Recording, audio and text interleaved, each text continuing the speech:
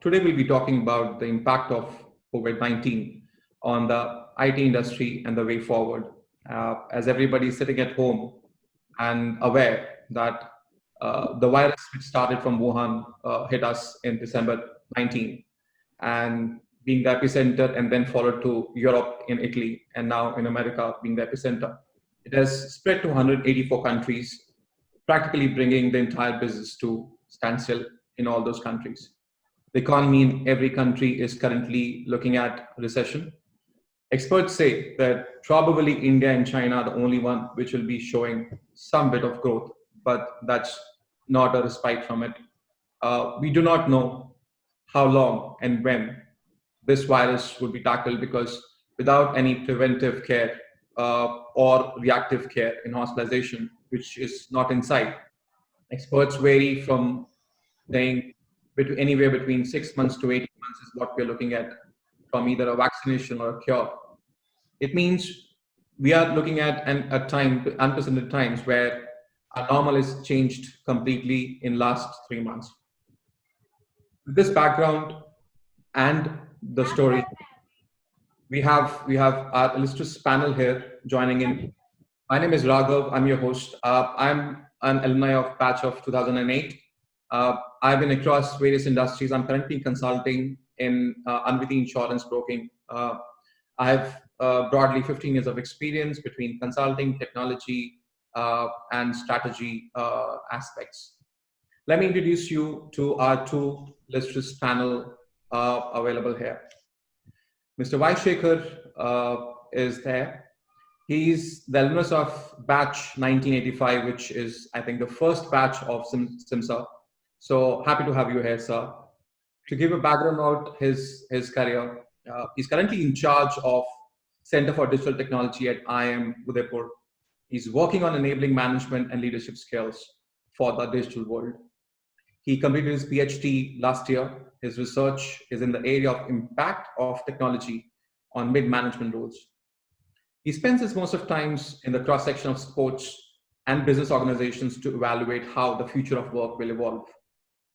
Being a certified executive coach and mentor, he has over 3 decades of experience in corporate experience in the field of technology and has been involved in various enterprise automation systems like ERP and CRM.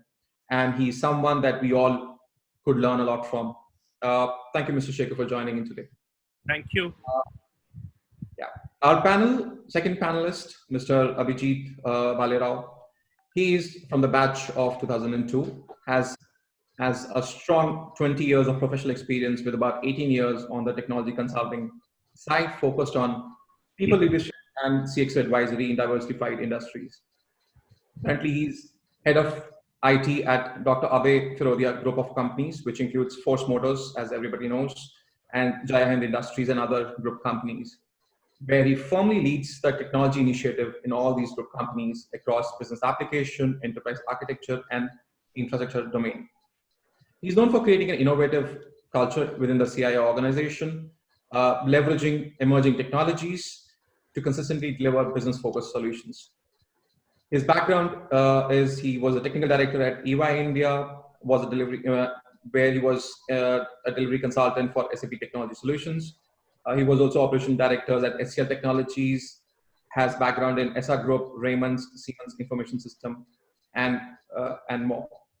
He's a subject matter expert in advising business CXOs on technology roadmap, SAP transformations, engagements, infrastructure deployment, architecture, and enterprise-wide analytics adoption. So both panelists have illustrious career, and I thank you both of you to join in today. Thank you. To start the discussion, I would like to open the forum to Mr. Shekar first and ask you, sir, given the current scenario of what I just said as a background of Corona and COVID-19 coming in and practically hitting the industry in such a strong way, what do you think of the technology or IT industry going forward? You have broadly about 5 to 7 minutes as an opening statement, and then I'll come to Abhijit for your inputs. And then we can go to the the user discussions. Over to you. Let me ask you a question. Are you feeling concerned? Sorry about that. Can you repeat? Are you feeling concerned about the future? All I know is at the moment there is no economic activity happening. We don't know when we're going to come out. So definitely a lot more concern, I would say.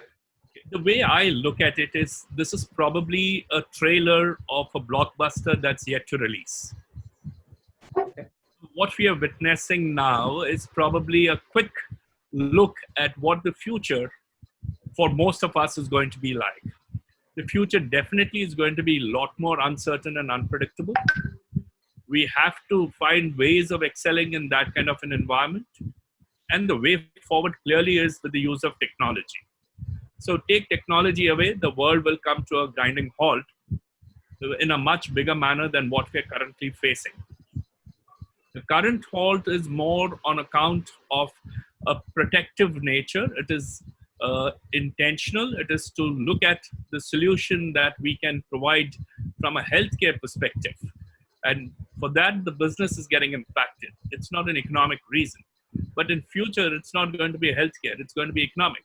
And the economic upturns and downturns will be so rapid and so intense that we will face these kinds of situations many, many more times in our careers ahead. So the idea is to prepare ourselves. The idea is to see what such an unprecedented act can do to us at an individual level as well as at the societal level. So while our focus is largely on IT, I would actually for a moment discuss it beyond IT. IT is going to be a big enabler, but the beneficiary are going to be the companies that are going to use IT, the people that are going to use IT, and the kind of information that's dependent on IT. The way things are going to unfold over the next few months, it's going to be a lot more of IT. We will see many, many more technologies coming out much faster than they happened in the past. And these technologies will redefine the working environment for us. It will also redefine the social environment for us. It could also impact the political relationships or the political distribution of power and economic power that currently exists. So it's actually a big change that's about to take place. And this big change is something that's also preparing us for the future. So while we're sitting at home and probably spending our time in very fruitful ways, we are actually looking at what a situation would be where in a 30-year or a 40-year career span that one looks at, how many disruptions of this kind will actually come in. And in my view, we should expect, a churn in every 5 to 7 year period. It may not be so intense as we're saying right now, but there would be many such possibilities for various reasons, which will come on account of rapid changes, voluminous changes that are there. We are a connected world today. Impact in one country has its impact on the other countries in the chain. So we can't stay isolated in the technology world. So there will be these kinds of shakeups happening. And with each shakeup, there would be a new opportunity that would be coming up. So post-COVID is actually a period for us to spring back into action in a way that is most useful for us. We have to develop ourselves in those areas, which is probably something I would like to look at during the Q&A session.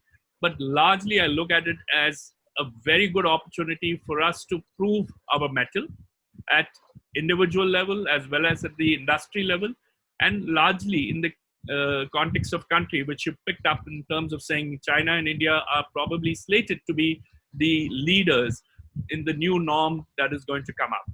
I personally believe that we have all the wherewithal in our education system, in our business activities, in our conservative approach to looking at adoption of technology, all of which is going to pave a very strong future for us, however uncertain the opportunities may appear.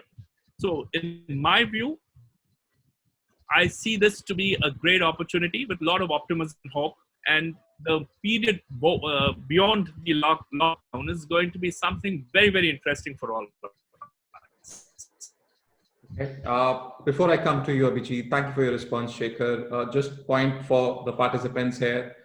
We are open to taking questions in your chat window, or please type your questions clearly. I'll combine and ask to the panel.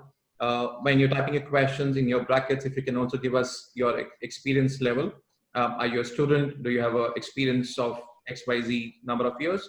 We'll be able to portray that to the panelist and also ask questions so that the answer comes through clearly. So my question to you, similar question to you, Abhijit. So where do you think IT can play a role in this during Corona, COVID-19 and post-COVID-19 situation? What do you see uh, in this situation? First of all, thanks for having me here. I'm happy to be connected back with Simsr after such a long time. Coming back to your question, Raghav, see, in my view, the pandemic is more than just a health crisis. And today is the Earth Day. It's rooted in how we treat our planet, how we prioritize our public spendings. It's going to have an impact which is going to be much longer than what we expect. I believe this is a moment for all of us to rise to the challenge of collaborative working and work together to find ways to emerge out of this emergency. Now, IT clearly is playing a central role in navigating through this crisis, even as companies grapple with the implications. The development and implementation of technology solutions which are aimed at combating this outbreak, they're rapidly taking shape all around the world, be it governments, be it venture capitalists, academic institutions, incubators, startups, all businesses, small and large, all of them are doing their part to deploy new innovative solutions as quickly as possible. And many of these changes, are reshaping the way we work, the way we live. For example, even companies, manufacturing firms like us are going to see the day with employees working from home. Or, consumers, you see the change in trend. They're moving to and preferring shopping online, right? And all this relies on technology. And because technology ties so much of everything in a company that the IT folks are uniquely positioned to have a view on what's really going and how to manage it. And hence I believe IT is going to play a very important role. All the IT warriors here are going to play an important role in this crisis. Thank you. I think that was a mixed bag of emotions as well as a bit more positive messaging. So let me just get some facts and figures right. India, if you look at the current outsourcing industry in the BPO, that as we call it commonly, we have an overall revenue size of roughly about $181 billion, which is significant from an export perspective from the country. Typically, this grows about 6 to 7% a year, which is healthy growth for an industry of large size. When we look at current scenario, this number is probably looking at growing at a 2 to 3% broadly, and that is coming months when you have a lot of freezes happening in spending by your clients in both Americas and Europe. We have various Indian IT companies say that while we are honoring the job offers we have rolled out, there are no more salary hikes and no more bonuses, and also we have a couple of students joining in the participants. So given this scenario of job tightening and things like that, what would be your message in this scenario to them? Shekar, that question before you. So I will actually step back June 8th last year that I was defending my thesis. And since my research was in the area of how technology is impacting managerial roles, a significant amount of job loss was actually indicated. At that point of time, I was asked about the time period, and I had looked at it as saying in a year and a half to two. So it comes to me as a surprise that it took us less than 10 months from that time to look at a situation where people are talking about job cuts. Now, job cuts will be significant. Job cuts will be massive across industries, largely because it is not the COVID-19. It may take the blame, but the reason is that organizations had put in a lot of layers in themselves for certain kinds of activities which suited the past but doesn't suit the future. As technology gets into the core activities of business, in fact, my entire thought process is today business runs on technology. If you take technology out, there's no business. When I started my career, there was technology enabling business, which means the business was running and technology either brought in certain level of efficiency or brought in certain kinds of information that became very useful for managers to take decisions. That's not the situation anymore. Today, managers have to respond to the speed of which technology changes or technology brings information to their doorstep and act on them. In such a situation, you don't need a whole lot of people who are collating information or kind of coordinating activities, and which is typically the middle management layer in a large organization. That skill set is dying. It's as relevant in today's context as a typist is. So today, there is no typist or a stenographer in an organization. You don't need, we all know typing, and that becomes a core skill. Exactly in the same way, management activities will become a core skill, and therefore, everybody would be expected to manage. In such a situation, saying that I spent X number of years in one organization or one industry, and therefore I have the expertise and I should get a promotion will not work in future. In future, what will work for you or work for anybody from an organization's perspective is how are you equipped to handle a particular situation or a problem that the company faces? Do you have the skill sets to address them? It is not so much about your past experience, but your attitude and your ability to deal with uncertainties. Those are the skills that will be very important. And unfortunately, globally too, when we look at it as a complete supply chain of education to employment, our education system has been more in terms of teaching us what has been taught or what has been done already. And the businesses are very quickly moving over to an area saying that, tell me what you can do, rather than telling the employee what she or he should do. That is a big shift that's taking place.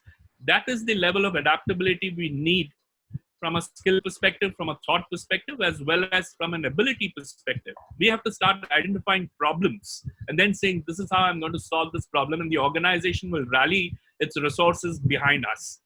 Rather than joining the organization and then saying, I'm waiting for my manager to tell me what I should do. Or as a manager, I'm waiting for an approval from my senior manager to tell me what is to be done. That is the layer that's going to get impacted. New jobs are going to come in. New jobs will have a lot more of technology, a lot more skills required in and around technology, but it doesn't take away the knowledge or the experience that business gives to an individual. That knowledge and experience is very, very relevant. So go back to your classroom and understand what you were taught. All that is relevant, but the way in which they get applied, the manner and context in which you have to understand, they may undergo some changes, which is where you need to develop yourself very, very frequently. I would say that having got a management degree is no guarantee for a career anymore. But not having a management degree is more harmful for starting a career itself. That's the kind of difference I would draw out. So what we look at is workforce rationalization is a given. People will come, work, leave, go to some other organization or come back to the same organization. That's the kind of pattern that would be there. The term for most of such engagements is called gig. People may engage on a short-term basis for a specific reason, for a particular task, and they may develop their expertise around those areas. The other aspect is that you can't now say that I'm a student of finance management or a student of operations management, and that's the role I will pick up. You are a student of management, and anything and everything that comes under management, you should be able to work on. We are not comfortable with a job description that's very fuzzy in nature. I would look at a job description which says that we want a person who's capable of delivering results. That's the description of the job. We go writing paragraphs and probably several of them in terms of saying how specific the role needs to be. Those days are over. You are no longer in an organization to do what you did yesterday. You're in an organization to do what you are likely to do tomorrow. And that is where your ability to look into the future, develop your skills, anticipate patterns, those are the kinds of skills that become very relevant. And I would actually leave this a little open at the moment. but this is my perspective, largely coming from my research as well as my interactions with the industry of late. Okay, so let me just summarize what you just said for the participants, and then I'll come to you, Abhijit, and to attempt this in a different way. So, a couple of things that I heard from you, Shekar, is IT industry, anyways, was competitive and churning in 4 5 years, where the technology was changing. The job loss was anyways going to happen. The middle layer was anyways becoming obsolete because of the introduction of, I think, the new technologies like we call it ML, AI, and things like that. So Corona or COVID-19 is just accelerated that process for us. And you are telling us that the new age skill sets would be to look at your emotional quotient, EQ, how do you adapt, how do you learn, and how fast you are in terms of your on-ground delivering capability. Now, that's from our perspective in terms of career future perspective. But let's attend this from the organization perspective. So a question to you, Abhijit, from that perspective is, what do you think the current CIOs in organizations, what are their short-term and long-term opinion objectives to look at this? Yeah, so COVID-19 is a global phenomenon. Companies all over, from Asia to Europe and to the Americas, are at different stages of the way they are reacting to this crisis. I see this crisis playing broadly in two waves. The wave one for people like us will be to ensure stability and business continuity while containing the crisis. Whereas the next subsequent wave, which would be a long-term strategy, would be dealing with institutionalizing or establishing new ways of working and using learnings from this crisis to prioritize the technical transformations that we have planned for long term. So CIOs these days and over the next 2 months or so will be focusing on multiple things. I will touch upon two major areas and try to dive a bit into what we are doing. Is first and foremost is they'll have to take care of people, provide flexibility, and help people adapt to the new ways. See, it's important to acknowledge that people now are focused on caring for their loved ones, stocking up on their necessities, trying to stay healthy, and while doing all of this, trying to do their jobs. So this requires empathy, including from us IT folks, to help them. And hence CIOs are moving fast, to be able to provide them flexible work arrangements. And by flexible, I mean, they are facilitating work from home, working in flexible shifts and things like that. For critical people who still need to come to office, CIOs are also responsible to give them a safe working environment. We have been hearing the term called social distancing, and social distancing soon will be observed in offices. We'll have zones created in offices, and zones, and the underlying networks which will enable a certain team to only work in a certain restricted area, and people will not be able to work across these zones.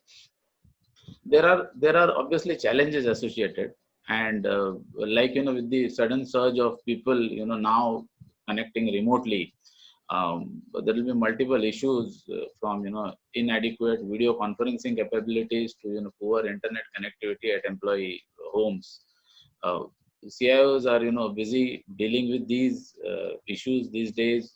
Trying to either scale up their existing infrastructure by additional licenses on this video conferencing tool, upgrading networks. Trying to get management approvals to be able to facilitate 4G modems, for people who will have to connect from home.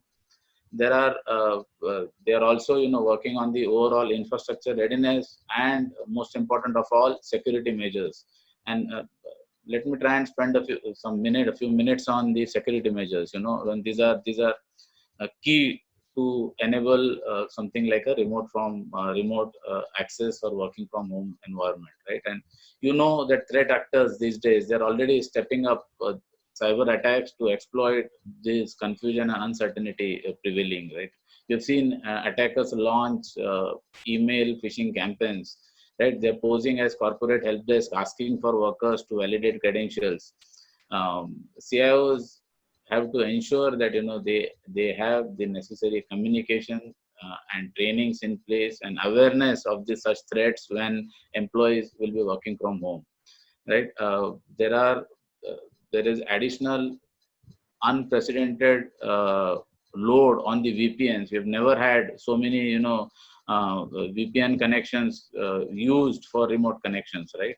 So the important role in the IT fraternity is also going to be of the information security officers. They will be focused on de-risking the opening of remote accesses to sensitive data, right, or to the software development environments. They will have to build a multi-factor authentication, for example, to enable work from home. We'll have to think of small things, right?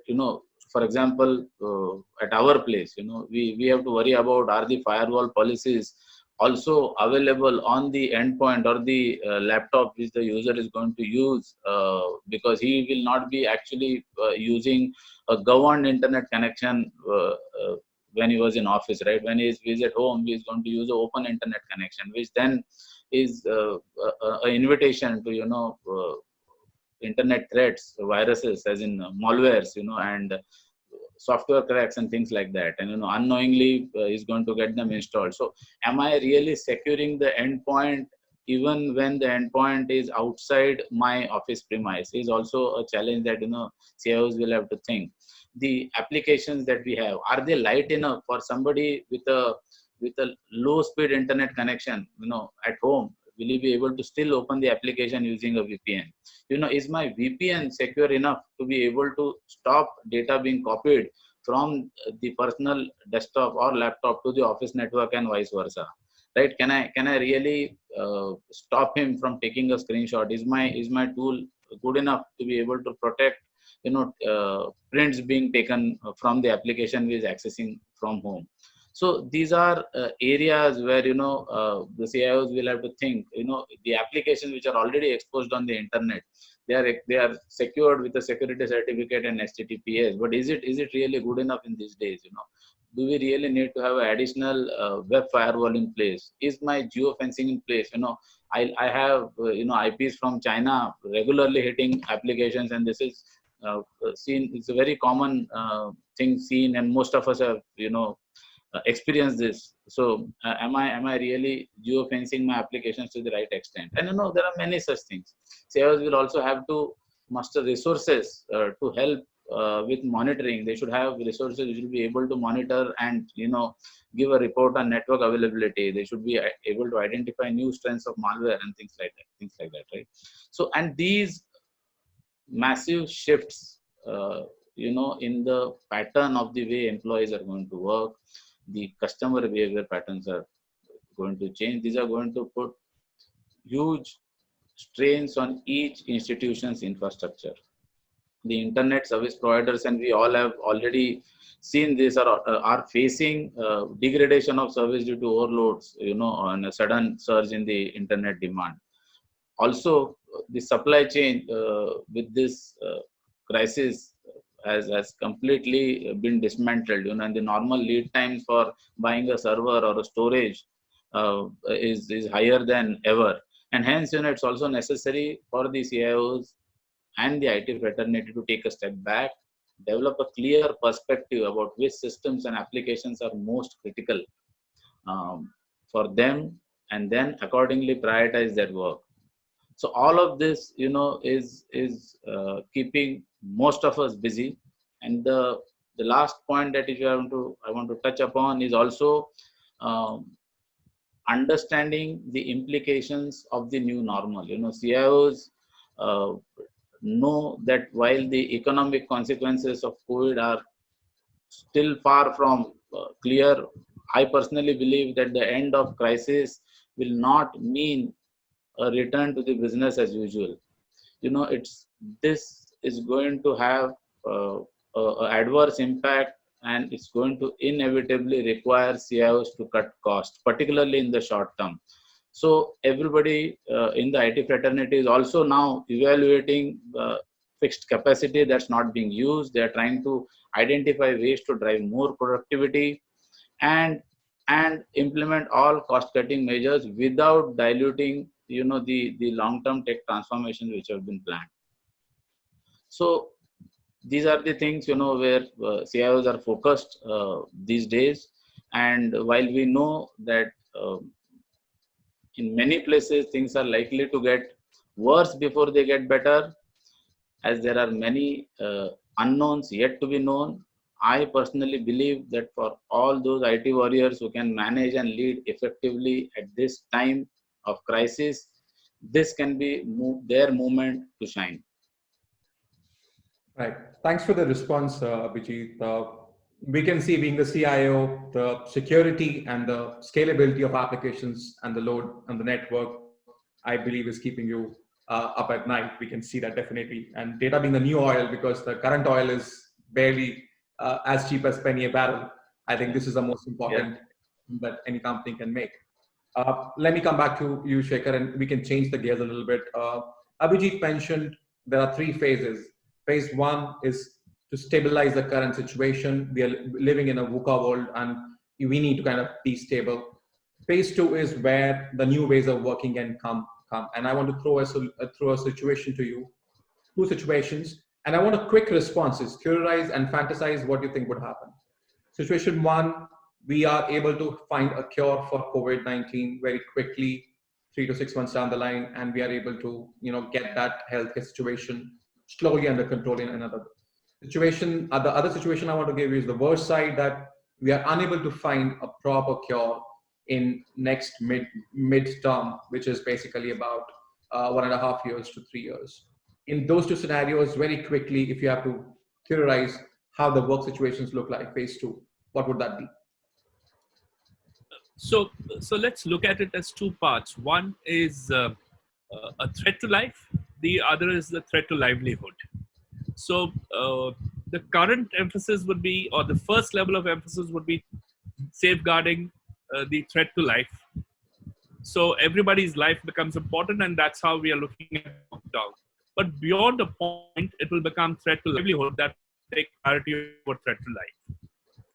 So if you look at it in the short term, if you do not get any kind of relief from all the actions or the decisions that have been taken, probably in my estimate, till end of June, business will spring back into action. They will figure out their ways out in terms of safeguarding their personal interests, and they will get into action. And at that point of time, I would agree with Abhijit in terms of saying the first action point would be, how do I conserve cash? How do I ensure that with minimum amount of money, I'm able to get the maximum returns possible? So if it is technology, I will invest towards technology. If it is living in a hand-to-mouth situation, I will do that. So it means that if I have to go and speak to the customer myself as the CEO of the organization, so be it. So all these will come into fore if we do not find a good enough solution that gives us the assurance that we have overcome the threat of virus by June end. But the underlying factor still remains. The thing about dealing with uncertainty, that will continue, because that is not going to be on account of a healthcare issue. That is going to be on account of how competitions evolve, how business strategies evolve, the lead time to develop a new product and bring it into the market. When that happens, irrespective of COVID or not, you will continue to working in this pattern of saying that every 3 to 6 months, there is a kind of churn. The strategy that I built 6 months back has to be reviewed again. And therefore, my entire planning cycle has to be reviewed again. My budgeting cycle will have to be reviewed again. So those are the kinds of challenges that organizations will be facing, irrespective of a cure for COVID. So what I'm saying is that, as you rightly pointed out earlier on, COVID has accelerated. So what has it done is what we are seeing now. What will it be in future? It will be a similar thing in future, but COVID will not be there. But we have to figure out, how we respond to the speed of change, and how do we make ourselves agile? How do we make ourselves more responsive? And in that process, how do you develop new strategies and new ways of dealing with your suppliers, customers, and employees? That's where the whole challenge lies. This is my view. Okay. So thank you for the view. I think what Abhijit mentioned as a new normal, you just described it. I think that's where we are looking at in this scenario. A lot of things would change every 6 months, and we need to be prepared for that. I have a brief input for you for and the participants to give you a scenario, which I think is away from the doom and gloom that we were just talking about, and very close to the positive outcomes that you were saying. Like people say that never waste a crisis. These are the following inputs that I have got from the internet. ICRA has said that in the IT industry, the growth rate of 6%, 6 to 7% would return within a year to 18 months, regardless of how COVID situation evolves. That's one of the opinion that they have. In the recent report by Abid Dimachwala, Chief Executive Officer of Wipro, he said that this work from home will definitely be the new normal for a lot of industries and will create opportunities for us to be able to do more work globally. And TCS now calls this 25-25 model, which means that they say, Gopinathan has said that we are never going back to the way we were. Even if COVID goes away, this is how everybody's going to be. So Gartner and a couple of other research agencies said that tech industry has figured out that this is the best way to be more profitable instead. So this opportunity is actually a larger opportunity for the industry and comes at the right time when they were facing a lot of slump, a lot of slowdown. Is there the opportunity and optimism that you're talking about? And this is the point to Abhijit, your response, please. Yeah, so yeah, there are many opportunities, that I foresee, and I agree with Shekar when he started. He mentioned in the beginning that this is just a wait for a blockbuster. So yes, there are many opportunities and there are many positives, even around these tragedies. And while there are many such positives, even beyond technologies, uh, like the pollution-free air, the clean rivers, nature regaining its space. And I saw video with dozens of monkeys, swimming freely in the Raheja complex at Borivali, or peacocks at their best on the roads. Uh, this is, Chandigarh people one fine day witnessing an amazing sight of Himalayas. So, or maybe, the best thing is the lovely undivided time that many of us have got to spend with our families, are like uh, many of the other positives. But even on technologies, there are many opportunities. Emerging technologies, are being deployed across the world to help fight this virus. If you see, China has been using robots to disinfect hospitals and also to deliver medical supplies. Even drones were used, to deliver these supplies. Artificial intelligence, the technology which is going to be the backbone of many such innovations, and which can scan thousands of medical images just in a flash. South Korea, for example, the authorities have been tracking potential carriers using cell phone satellite technology. I have been reading one of the laboratories, Abbott Laboratories, recently developed a portable toaster-size kit, testing kit for COVID-19, and which is going to help them test 50,000, conduct 50,000 tests in a day, which is amazing, So, and even governments, are developing and modifying policies to promote rapid development of such technologies to eliminate this virus.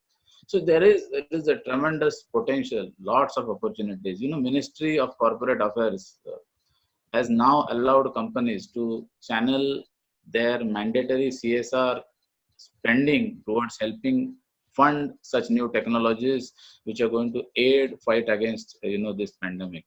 And I'm sure Raghav, you had startups under your belt, and you will appreciate that some of the top venture capitalists, I was reading through some like Axel or Matrix and a few others, along with the set of angel investors have come up with 100 crore fund to support such startups, which are going to develop products and services aimed at helping contain this virus. So this is a welcome sign for those startups where their business ecosystem was badly affected by the outbreak. 3D printing, this is one area which is, going to see a boom, right? And we have seen small firms in India to the large firms like Mahindra, building ventilators at low cost. I've seen 3D printers being used to manufacture low cost ventilators, and also these technologies being used to develop these PPE kits, across the globe. Larger companies, someone like Apple, they are using technology to help trustworthy information. They are helping communicating the right piece of information to people using technology.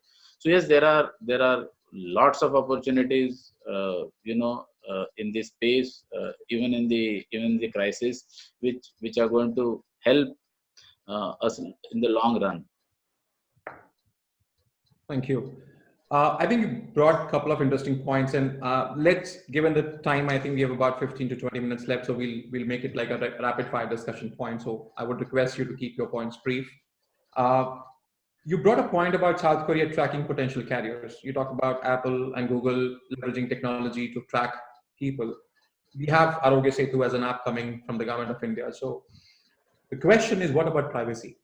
In the normal times when we had concerns on privacy, we would have never adopted these scenarios. These are the unprecedented times when we are forced to pick up that. But once the situation normalizes, what about privacy then? Quick response, Shekar, to you. Oh, okay. So the thing about privacy is actually the culture. We grew up in an environment where we didn't have these devices. We're talking about privacy. The new generation that's coming through this era of technology doesn't believe in privacy. So we will see, either by force or by law, we would be in a situation where declaration becomes more important than covering up information. That's where technology is penetrative. It's incisive in its approach. So the more you try to hide, the more difficult it will be. So in my view, privacy is not going to be a big issue. There would be certain norms that will come in to use of information, but not for sharing of information. You have a follow-up response on this, Abhijit? Yeah, so I in fact believe that we should have stringent laws. While I know that in India those are being formed, like the one in Europe, where we're talking of exchanging personal information, but looking at the threats, which are normally more than the benefits, and we see the negative side really booming fast. It's absolutely necessary for us to have the right balance, and where while privacy is a good thing to have, it cannot be at the cost of say anti-national activity. So we have to have the right laws in place, and if it really means curtailing some piece of privacy, so be it. Right. Quick input on the second point I want to make as a follow-up on the privacy concern. The point I'm making is that we recently had unbelievable, unprecedented pro bono support from the largest tech companies in this scenario. We recently had a WHO collaborative response on COVID-19 where 30 of the large companies participated, chaired by Steve Davis from the Digital Health Technical Advisory Group of WHO. And we have Cisco, Microsoft, Apple, a lot of companies coming and responding in their own way in pro bono and things like that. Do you think the time of tech companies bashing is over and we really see their potential now? Because previously, because of either privacy or being the largeness of these companies, we were against, the public opinion was against it. Do you think that's where you think now is going to change? Or the second point is on the counter is, do you think tech companies have leveraged the situation in their favor to strengthen their public image? Quick responses from both of you, if you want. So my view here is, very similar to a tobacco company doing social service. So tech companies will never be pardoned for things that they have done wrong. And it is that's where I drew a line saying that we are not concerned about privacy, but we are concerned about how information about us is being used. So they do not have the they do not have the powers to decide for us what and how they would use our information. That's where the clear line of difference comes in. So tech companies have a greater responsibility. I would look at it in that manner. So they would be probably under the largest microscope across the world to figure out every action of theirs. At the same time, they have a responsibility towards the society in such times where they have to step up and figure out how with the use of technology, solutions can be drawn faster. So that's your dual edge situation. So it is not an easy task for them at all. Abhijit, quick response. Yes, I can't agree anymore. I absolutely agree with Shekar. And, they have a larger responsibility. And you've seen, when at such times, we have seen support from all the governments, also at the start, we have seen when, the IT industry was, being set up, and we've seen so many policies in favor of tech companies. So governments have supported them. They have to be responsible and accountable in, the way they handle data. And yes, I mean, while I will not want to comment on whether they really have exploited or taken advantage, that's really a point of debate. But yeah, there have to be governance in place. Perfect. I think that's a point taken, that governance has to be solid and we have to have a framework in which these companies operate. Let me ask you on behalf of participants a very pertinent question and quick responses from both of you again. What do you think are the future areas of focus or future technologies that are going to be in demand for the youngsters in the group? Shekar, first you, and then Abhijit. Yeah, I think Abhijit mentioned that in his talk. I'll just reiterate it very quickly. There are 5 or 6 things, and at a generic level, one must look at the Gartner hype cycle to see what kind of technologies are emerging. For now, what we have information on is AI/ML is going to be very popular. 3D printing, because of how manufacturing industry has to respond to such uncertain situations. IoT, blockchain will be important, as well as VR/AR that have been spoken about. There could be some more that will come in specific to industries. For instance, healthcare industry may have certain kinds of technologies coming in, which could be the genome or certain things about DNA tracking, etc.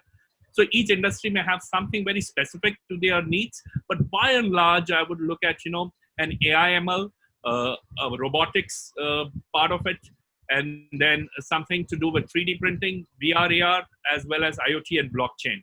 Of course, from a student perspective, analytics is a big thing. So technologies enabling analytics and blending with these kind of new technologies would be the ones that would be in great demand in future. Thank you. Before you go, Abhijit, I just want to make a point that you can almost feel why analytics is important when you figure out politicians figuring out logarithm scale when giving briefings on COVID-19 to the public. But yeah, what do you think? I mean, apart from these mentioned by Shekar, do you have any other technologies which is hot and that you think he missed? No, I mean, Shekar has covered most of them, and for the sake of repetition, let me also go through some of them again. So, Industry 4.0 to Industry 5.0, we've seen, especially in the manufacturing industry, we've seen a high necessity of and use cases which are relevant to our businesses in the areas of machine learning, in the areas of IoTs, and these are areas which are definitely going to prosper. We mentioned bots, and yes, bots where we are looking at various repetitive tasks where they can be eliminated, especially now in a scenario like this, where we will want minimum interfaces and more automation, where we want people to really carry out things remotely. Bots are going to be very useful. I did mention, robots doing deliveries. So that's something which is going to be a big thing. Cloud computing, and the scaling of infrastructure. We don't really have to worry about large infrastructure setups being maintained in-house, especially in this kind of scenario. Pay as you scale up cloud computing, and especially integrating interoperability between the cloud and the on-premise applications is something which is going to coexist for the next few years. Big data and analytics, Shekar mentioned, and big data, and this is extremely relevant in healthcare in case of such a pandemic where we have to predict, we have to identify the trends and act accordingly. So AI combined with big data, be it structured, be it unstructured, be it machine data, AI combined with that and with a strong computing power. And I can give you SAP parlance. SAP, the recent version of SAP is S/4HANA, where HANA is the in-memory technology, in-memory, which offers high computing speeds, which giving SAP edge over ERPs these days. So, and also, application developments, all such applications which will have agile development models, and which will have interfaces or information which can have device agnostic consumption, are going to be the technologies of the future. And most important, I don't believe that we need to have nuclear weapons anymore for conflicts in the future. All the conflicts would be subtle in nature, and this is where the security related technologies come in, as basics as firewalls and antiviruses and DLPs and endpoint protections of the world. We have to, so that this is one area which is going to really lead the way, and is going to be a must for any type of technology solutions going ahead. Thank you, Abhijit. I think you beautifully kind of summarized all the next generation technologies that is going to be hot, and that's it from the participant's perspective. I have two more questions to go through, and that is for you, Shekar. Do you think global collaboration would increase after this in this scenario, and where do you see India's opportunity in this space? That's a question for you. Yes. So any kind of work will be global as well as cooperative, in the sense that we are seeing more and more activities getting distributed or broken down into tasks, and these tasks could be done by anybody across the globe.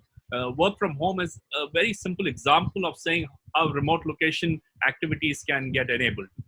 Uh, in my view, I'm an optimist and to a large extent a patriot too. So I believe India has all the resources to actually emerge as a superpower uh, post this uncertain period that we are in, largely because we have an ethos. We have an ability to deal with uncertainties. We have a kind of unspoken practice of saying that what we call as jugaad in Hindi, saying that we actually thrive on such kind of situations. So going forward, we have all the capabilities, the knowledge, as well as the ability to look at something in new perspectives for which there are no known answers from the past. So I'm actually a very strong believer that we have everything made for us going into the future. Strong statement from you. We have the capability, we have the ability. May the nation also gets the willpower to be the superpower. A question for you, Abhijit, would be: do you think NASSCOM is leading the industry strongly in this time and is doing enough in guiding the path for the industry in India under this framework? Yes, so NASSCOM definitely is doing or helping industries in a larger way. We have seen, I've been personally participating in many of their forums, but I personally believe that there is a lot more that can be done. There are areas which still are untapped, and and need industry to step in and look at those areas for to be explored. This is the time where as an industry we need to step up and try and fill in the voids and the opportunities which are going to get created. Like I said, it's the silver lining to this crisis, but this is where institutions like NASSCOM can be helpful. All right. Thank you so much for that response, Abhijit. So I think we have just 5 minutes left. So I would just open the forum for a closing remarks from you, Shekar and Abhijit. A brief ones, if you want to give some advice to our participants, what would that be in these times? Very quickly. Yeah, so first, Raghav, thank you for being there and moderating the session. It was wonderful to understand how you were summarizing and asking these questions and making this interaction very thoughtful for us too. I hope it has been useful for the participants, because there is something about the uncertainty that we have to equip ourselves with. Knowledge alone is not going to be the answer. So, and especially the way we have been referring to knowledge as the kind of marks that we score in examinations, that's not going to be the kind of indicator of our capabilities. We have to definitely develop our capabilities on the emotional side, which you mentioned earlier in response to my statement. The basic character of human being is actually now coming to fore, and that's about hope and optimism. You will hear these words a lot more often in future, largely because those are the areas from where you get solutions to problems that you've not faced before. And I keep repeating this often in terms of saying that that optimism and hope are two features we have to nurture and develop amongst ourselves, because these are not taught in colleges. These are not probably taught in our peer circle. Maybe at home, in some cases, that's been talked about. But these are experiences through which we learn to develop, and which is why probably in my briefing I said I look at the intersection of sport and business. In sport, this is de facto. The results are not pronounced. There is no certainty that team A will beat team B, and therefore this is how it would be, even on paper, if team A is very, very strong. So how do the players respond? And that's where the entire scenario comes in. You can actually take that and put it into the corporate world. You will see an identical behavior expected by employees or leaders in the corporate world. And this is what I would want the corporate people to look at, saying that they have to develop optimism. They have to look at business beyond the numbers of a turnover, profits, or the bottom line. You have to look at what is that you're contributing. The new generation is definitely going to ask this question: how safe is the environment for me? Have you drawn more than what you have given? And those are the kinds of questions that they should be ready to answer. And at that point of time, you need to have the guts, the instinct, the skill to put your hand on your heart and say, I've done the right thing. Thank you for that, Shekar. Abhijit, quick response for our participants. What do you think you want to share with them? Yes, so if you look at this crisis or any such disease, you'll observe, most of them originate in animals, and their emergence, results from human activities, such as deforestation, for example, expansion of agricultural land. There has been increased hunting, trading of wildlife, and many such activities which also contribute to biodiversity loss. So, as citizens, I believe that while we all are busy in our respective careers, we have to be compassionate. We should look at and we should think through these areas as well. These are times where which we have learned many lessons and which should not be forgotten as we move on. The solutions, and there are solutions. So we should look at solutions, maybe like investing in renewable energy instead of, looking at fossil fuels, investing in nature, reforestation. And these are aspects where all of us should, think upon. Other than this, as students, and all of us are students, we should try and focus on the newer technologies that we discussed during this session. These are areas of great opportunities for all of us in future. And lastly, we all have to also acknowledge the fact that these are going to be difficult times for most of us, who are kind of in a stable career, or some of them who are aspiring. These are going to be difficult times.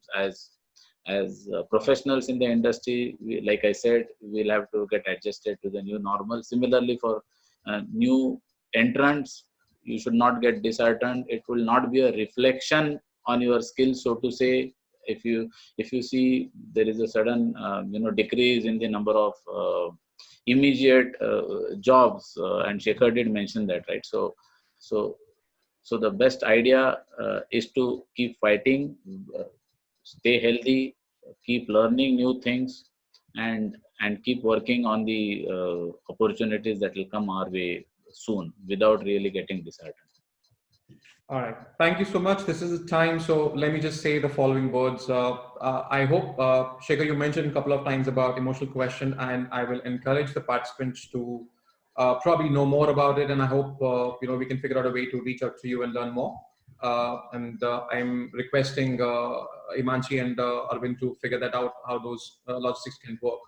Abhijit, you seem to be environmentalist, and you have given me a thought in terms of in this time when we have stopped and we can see pollution going away, we can see the stars so clearly, we can see Himalayas from Chandigarh, like you said. Is it time to reevaluate our equation with environment? And if it is, how would that look like? Maybe that's a topic of another webinar. So the question is, for example, we would not, if work from home is not new normal, we would not need investments in those bridges, those tunnels, those public transport anymore. Where would that money should go so that the future generation can have a better life than probably what we're seeing right now? I leave that thought with everybody. I hope everybody's having some comments. If we'll figure out a way to get those inputs from you as well. Thank you, Abhijit. Thank you, Shekar. It's been very insightful. I also want to thank Arvind, Himanshi, and the Alumni Association for giving us this forum to collaborate and share thoughts. Thank you so much. Have a nice evening, everybody. Thank you very much. Thank you.